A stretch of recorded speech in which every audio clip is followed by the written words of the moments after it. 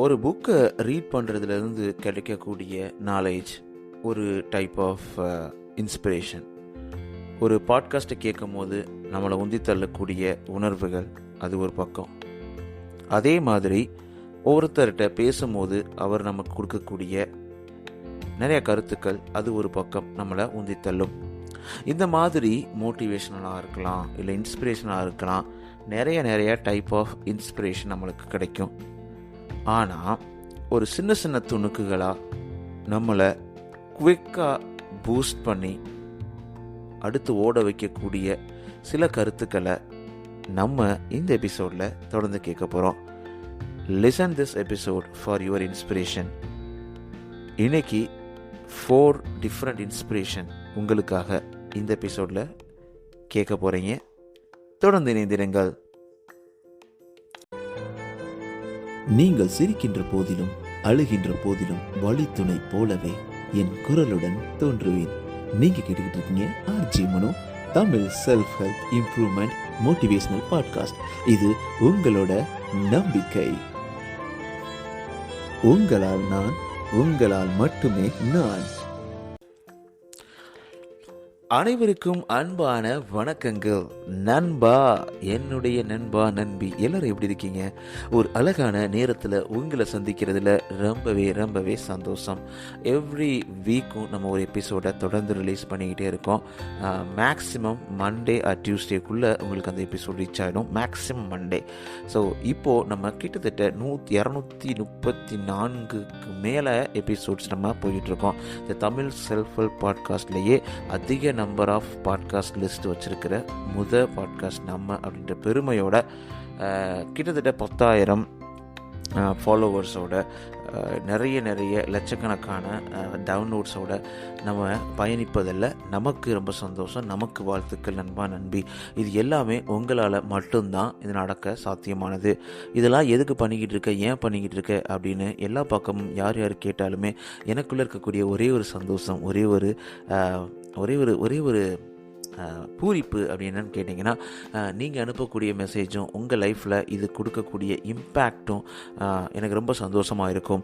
Okay, நம்மளால், நம்ம வார்த்தைகள்னால, நம்மளுடைய நாலேஜ்னால் 4 பேருக்கு என்னால் ஒரு சின்ன மாற்றத்தை ஏற்படுத்த முடியுது அப்படின்ற ஒரு சந்தோஷம் என்னை தொடர்ந்து ஓட வச்சுக்கிட்டே இருக்கும்னு நினைக்கிறேன். அதுதான் நடந்துக்கிட்டு இருக்குது. ஸோ உங்கள் சப்போர்ட்டை மறக்காமல் எந்த பாட்காஸ்ட் பிளாட்ஃபார்ம் லிசன் பண்ணாலும் சப்ஸ்கிரைப், ஃபாலோ பண்ணிவிடுங்க நண்பா, நண்பி. அது ரொம்பவே யூஸ்ஃபுல்.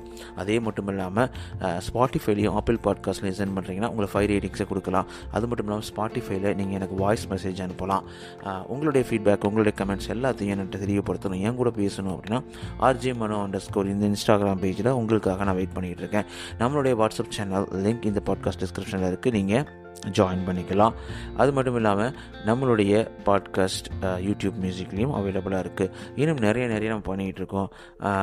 அதே மாதிரி நம்ம ரீசெண்டாக Tamil quick booster, RJ Mano Tamil self help improvement quick booster அப்படின்ற ஒரு நியூ பாட்காஸ்ட்டை நம்ம ஸ்பாட்டிஃபைல க்ரியேட் பண்ணியிருக்கோம். அது என்ன பண்ணும் அப்படின்னா, ஒரு குவிக்காக ஒரு 50 செகண்ட்ஸு 1 மினிட்டுக்குள்ளே உங்களுக்கு மோட்டிவேஷனை, இன்ஸ்பிரேஷனை கொடுத்துக்கிட்டே இருக்கும்னு நினைக்கிறேன்.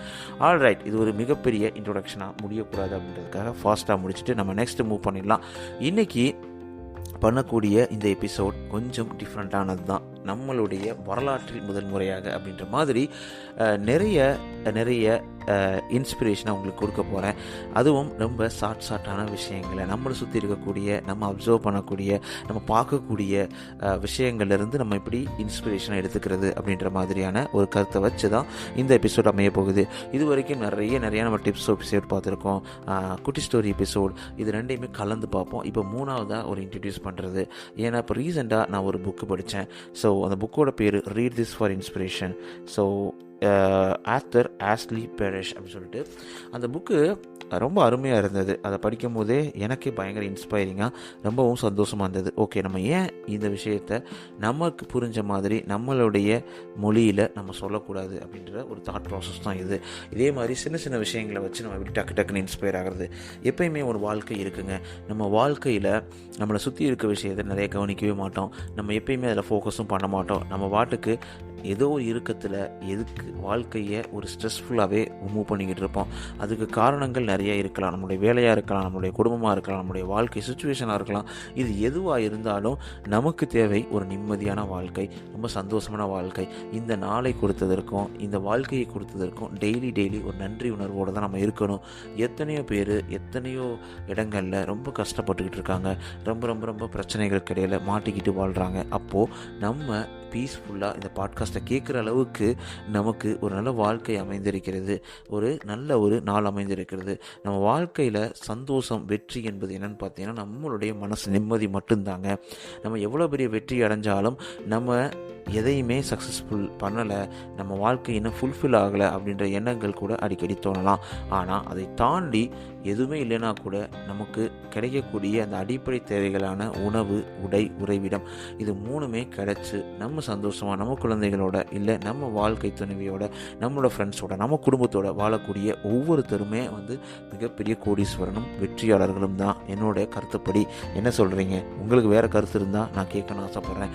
RJ_Mano_ இந்த இன்ஸ்டாகிராம் பேஜில் நீங்கள் எழுதி அனுப்பலாம்.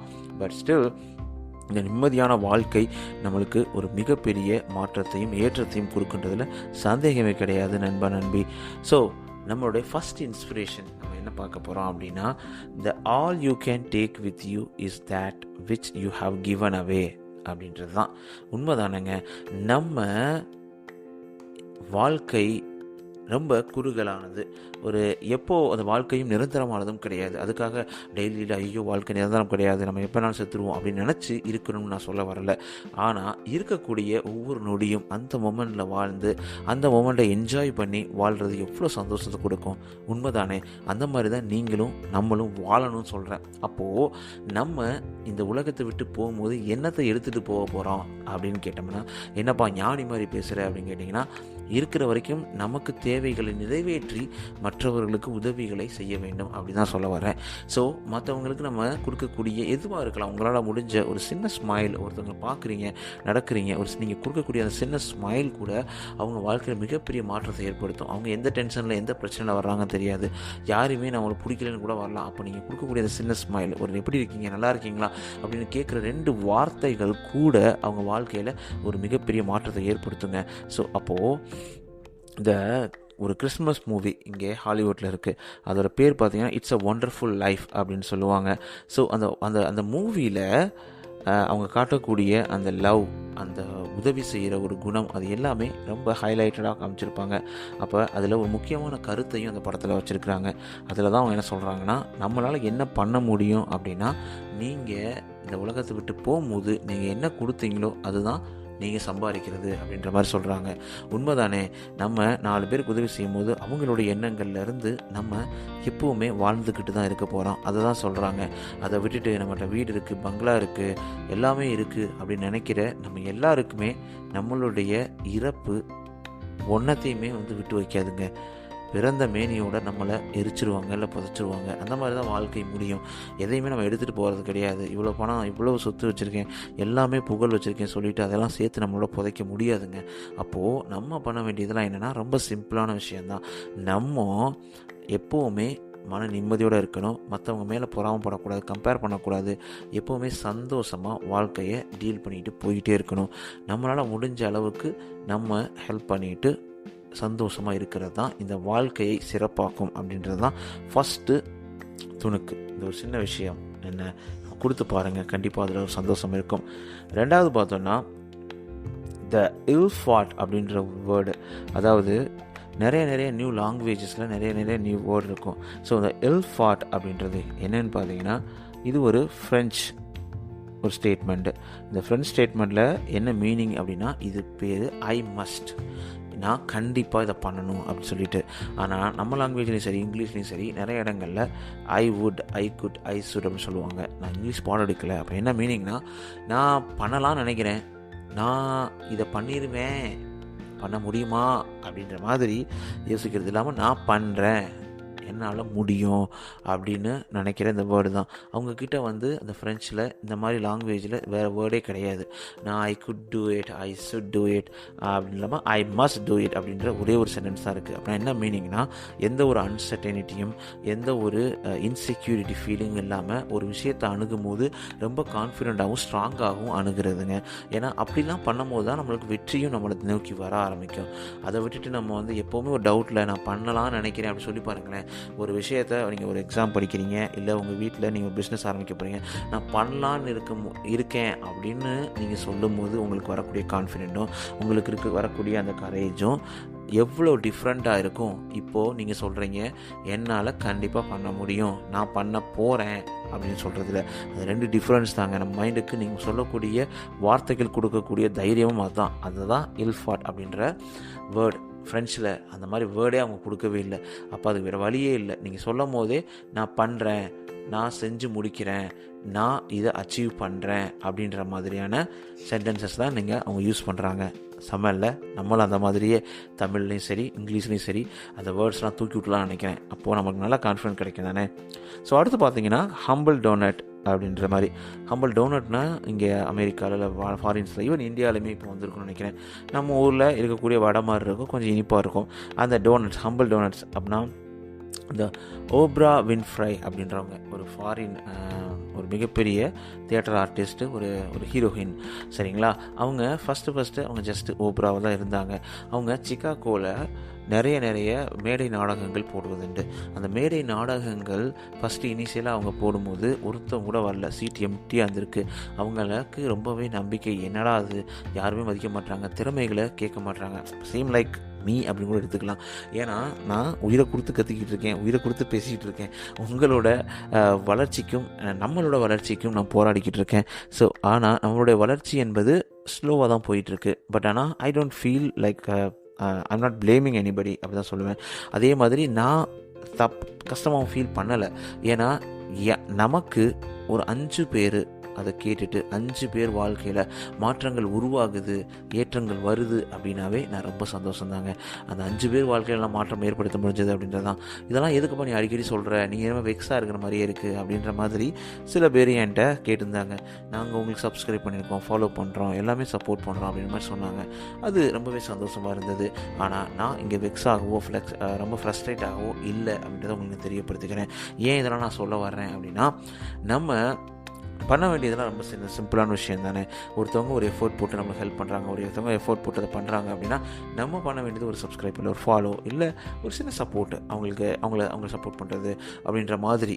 உங்களுக்கு அதை பிடிச்சிருந்தா தான் நான் சொல்கிறேன். நான் உங்களை வந்து ஃபோர்ஸ் பண்ணி எதையுமே நான் கேட்கல. உங்களுக்கு இது பிடிச்சிருக்கு, நீங்கள் இதை கேட்கணும்னு நினச்சிருக்கீங்க அப்படின்னா உங்களுக்கு பிடிச்ச விஷயத்த நீங்கள் சப்போர்ட் பண்ணுங்க அப்படின்றது தான் நான் சொல்ல வர்றேங்க. ஆல்ரைட். ஸோ அதே மாதிரி இவங்க ஓப்ரா டெய்லி ரொம்ப கஷ்டப்பட்டுருக்காங்க. அப்போ அந்த ஏரியா இருக்கக்கூடிய டோனட் கடையில் வாங்கிட்டு அந்த டோனட்டை வச்சுட்டு எல்லா பேரும் இந்த ஷோவை நீங்கள் அட்டன் பண்ணிங்கன்னா உங்களுக்கு டோனட் ஃப்ரீயாக தர்றேன் அப்படின்ற மாதிரி ஒரு ஷோவை ஆரம்பிக்கிறாங்க. கடைசியில் அது ஹிட் ஆகுது, ரொம்ப பெரிய அளவும் வளர ஆரம்பிக்கிறாங்க. அப்போது அதுக்கப்புறம் அந்த டோனட் கொடுக்குறதெல்லாம் வந்து கிடையாது. அவங்க நல்லாவே அவங்க ஷோ மூலமாக அவங்களுக்கு அட்ராக்ட் ஆகி ரொம்ப பெரிய ஃபேமஸ் ஆகிட்டாங்க. நீங்கள் கண்டிப்பாக கேள்விப்பட்டிருப்பீங்க, கூகுளில் சர்ச் பண்ணி பாருங்கள், ஓப்ரா வின்ஃப்ரை அப்படின்றவங்க. ஸோ அப்போது அவங்களுக்கே அந்த மாதிரி நடந்திருக்கு. அப்போ இதுலேருந்து நம்ம என்ன தெரிஞ்சுக்கிறோன்னா, நம்ம ஒரு விஷயத்தை சாதிக்கணும், இல்லை ஒரு இடத்த அடையணும் அப்படி நினைக்கும் போது இன்றைக்கி நினச்சது நாளைக்கு உடனே நடந்துடாதுங்க. அப்போது நம்ம என்ன பண்ணணும்னா ஸ்டெப் பை ஸ்டெப் எடுத்து வைக்கணும். நம்ம கொஞ்சம் வெயிட் பண்ணணும், எல்லாத்துக்கும் டைம் எடுக்கும், அதை நம்ம புரிஞ்சுக்கணும். பெரிய பெரிய ஜாமவான்கள் இன்றைக்கி இருக்கவங்க எல்லாருமே ஒரு சின்ன விஷயத்துலேருந்து ஸ்டார்ட் பண்ணவங்களாக தான் இருக்கும். அவங்களுக்கு உடனே ஒரு நாள் நைட்டில் வந்து அம்பானியாவோ இல்லை ஏதோ ஒன்று ஆயிட முடியாது, நம்ம சொல்லக்கூடிய இந்த பழமொழி மாதிரி. அதனால் எல்லாத்துக்குமே டைம் எடுக்கும், எல்லாத்துக்குமே நேரம் ஆகும் அப்படின்றத மனசு லெவலில் நம்ம புரிஞ்சுக்கணும் அப்படின்றது தான் உங்களுக்கு நான் சொல்ல வர்றேன். ஸோ அடுத்து பார்த்தோன்னா ரொம்ப அருமையான ஒரு கருத்து.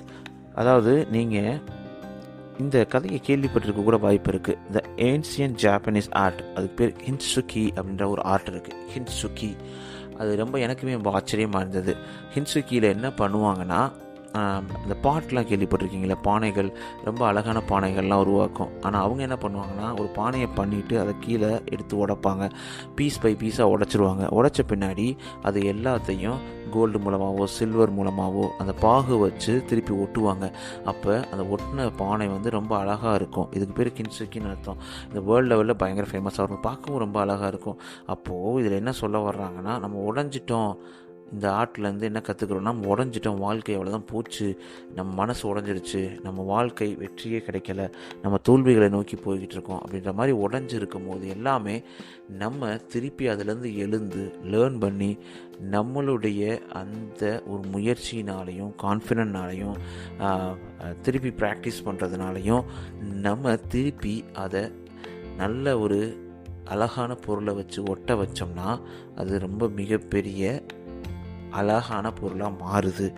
ஆனால் அதே இது உடஞ்சிருச்சே சொல்லிட்டு அதை எல்லாத்தையும் குப்பையில் தூக்கி போட்டோம்னா அது அவ்வளோதான். அதே மாதிரி தான் நம்ம வெற்றியை நமக்கு கிடைக்காத பொழுது நம்ம ரொம்பவே மனசு உடஞ்சி போகாமல் அந்த உடஞ்ச மனசை லேர்னிங் மூலமாகவும் திருப்பி ரீட்ரை மூலமாக முயற்சிகள் மூலமாகவும் ஒட்ட வச்சு வாழ்க்கையில் வெற்றி கண்டிப்பாக பெற முடியுன்ற அளவுக்கு அழகான ஒரு பானையை உருவாக்கக்கூடிய சக்தி நமக்குள்ளே இருக்குது ஒவ்வொருத்தருக்கும் அப்படின்ற கருத்தை தான் இது மூலமாக நம்ம கற்றுக்குறோம். ஸோ அடுத்து பார்த்தோன்னா பேஷன்ஸ் எல்லாத்துக்குமே வேணுங்க. அதாவது விதைகள், இன்றைக்கி ஒரு நாள் போய் விதையை விதைக்கிறோம் கார்டனில், அடுத்த நாள் காலையில் எனக்கு வந்து மாங்காய் வரணும் அப்படின்னு நினச்சா இப்படி வரும். ஒரு மாங்கொட்டையை போய் விதைக்கிறீங்க உங்கள் கார்டனில், எனக்கு அடுத்த நாளே மாங்கொட்டையை விதைச்சாச்சு, அடுத்த நாளே செடி வரணும், அடுத்த நாள் பழம் வரணும் அப்படின்ற மாதிரி எண்ணங்களை நம்ம வைக்கும்போது அது எப்படிங்க நடக்கும்? நடக்காது தானே. எல்லாத்துக்கும் டைம் எடுக்கும். அந்த நேரம் அந்த அந்த அந்த ஒரு அந்த ஒரு டைம் டியூரேஷன் நம்ம எப்போவுமே வெயிட் பண்ணி தான் ஆகணும். எதுவுமே ஒரு நாள் நைட்டில் நடந்துடாது. த ரோம் நெவர் பில்ட் இன் 7 daysன்னு சொல்லுவாங்கள்ல. இந்த ரோம் நகரம் வந்து உடனே வந்து பில்ட் பண்ணது கிடையாது, அதுக்கு பல 100 வருடங்கள் ஆகிருக்கலாம் அப்படின்றதான் சொல்கிறாங்க. அப்போது எல்லாத்துக்கும் டைம் எடுக்கும்போது அந்த நேச்சுரல் ப்ராசஸுக்கு நம்ம டைம் கொடுக்கணும். எல்லாமே உடனே நடக்கணும், இப்போவே நடக்கணும் அப்படின்னு அடம் பிடிச்சிட்டு நம்மளை அறியாமல் நம்ம மைண்டை போட்டு குழப்பிக்கிட்டு கஷ்டப்பட்டுக்கிட்டு எதுக்கு நம்ம இதெல்லாம் பண்ணணும் அப்படின்றத நம்ம மனசார நம்ம தெரிஞ்சுக்கணும். ஓகேங்களா? All right. ஸோ இன்றைக்கி நம்ம நிறைய டிஃப்ரெண்ட்டான இன்ஸ்பிரேஷன்ஸ் எல்லாத்தையும் நம்ம கேட்டிருப்போம்னு நினைக்கிறேன். இது எல்லாமே நம்ம வாழ்க்கையில் ஒரு மிகப்பெரிய மாற்றத்தை ஏற்படுத்தக்கூடிய விஷயமாக அமையும் அப்படின்னு நம்பிக்கை எனக்கு இருக்குது. ஸோ இந்த மாதிரி சின்ன சின்ன விஷயங்கள்லேருந்து நம்ம என்ன லேர்ன் பண்ணுறோம், நம்ம வாழ்க்கைக்கு தேவையான இன்ஸ்பிரேஷனை எப்படி எடுத்துக்கிறோம் அப்படின்றத இந்த எபிசோடில் நீங்கள் எடுத்திருப்பீங்க அப்படின்னு நினைக்கிறேன். So this is the inspiration. So will give you a great success in your life. உங்கள் வாழ்க்கை மிக சிறப்பாக சந்தோஷமாக செமையாக அமையுன்றதில் எந்த ஒரு சந்தேகமும் கிடையாது. நீங்கள் உங்கள் வாழ்க்கையில் உங்களுக்கு பிடிச்ச மாதிரி வாழ்ந்து உங்களுக்கு நினச்ச மாதிரி எல்லாமே கிடைச்சி ரொம்ப சந்தோஷமான வாழ்க்கையை லீட் பண்ணுவதற்கான என்னுடைய வாழ்த்துக்களை தெரிவிச்சுக்கிறேன். உங்களுடைய சப்போர்ட்டை மறக்காமல் நீங்கள் எந்த பாட்காஸ்ட் லிசன் பண்ணாலும் சப்ஸ்கிரைப் ஃபாலோ பண்ணுங்கள் நண்பி. நீங்கள் ஃபஸ்ட் டைமாக விசிட் பண்ணுறீங்க அப்படின்னா நம்மக்கிட்ட 235 எபிசோடு இருக்குது. நீங்கள் நல்லாவே உட்காந்து கேட்கலாம். கேட்டுட்டு உங்கள் ஃபீட்பேக்கையும் உங்கள் சப்ஸ்கிரைப் ஃபாலோவையும் நீங்கள் கொடுக்க மறந்துடாதீங்க. நீங்கள் ஆல்ரெடி நம்மளுக்கு வரக்கூடிய நண்பியாக இருக்கீங்க, அந்த லிஸ்ட்டில் இருக்கவங்களா இருக்கீங்க அப்படின்னா உங்களுடைய சப்போர்ட்டை நீங்கள் எப்படி கொடுக்க போகிறீங்க அப்படின்றது உங்கள் கையில் தான் இருக்குது. நீங்கள் சப்ஸ்கிரைப் ஃபாலோ பண்ணுங்கள். இன்கேஸ் நீங்கள் பண்ணலைன்னா உங்களோட கமெண்ட்ஸ் எல்லாத்தையுமே வந்து சோஷியல் மீடியாவில் ஷேர் பண்ணுங்கள். நம்மளுடைய வாட்ஸ்அப் சேனல் நீங்கள் ஜாயின் பண்ணிக்கலாம். அதில் நிறைய நல்ல விஷயங்கள், குட்டியான விஷயங்கள் எல்லாமே உங்களுக்கு நான் ஷேர் பண்ணிக்கிட்டு இருக்கேன். அது உங்களுக்கு வாழ்க்கையில் நல்ல மாற்றத்தை ஏற்படுத்தும் அப்படின்ற சந்தேகமே கிடையாது. All right. உங்கள் வாழ்க்கையில் அனைத்தும் சிறப்பாக சந்தோஷமாக செம்மையாக அமைவதற்கு வாழ்த்துக்கள். Bye bye. Take care. See you.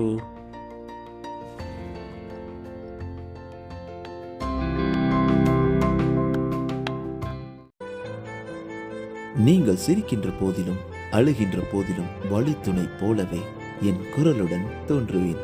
நீங்க கேட்டுக்கிட்டு இருக்கீங்க RG Mano, Tamil self help improvement motivational podcast. இது உங்களோட நம்பிக்கை. உங்களால் நான், உங்களால் மட்டுமே நான்.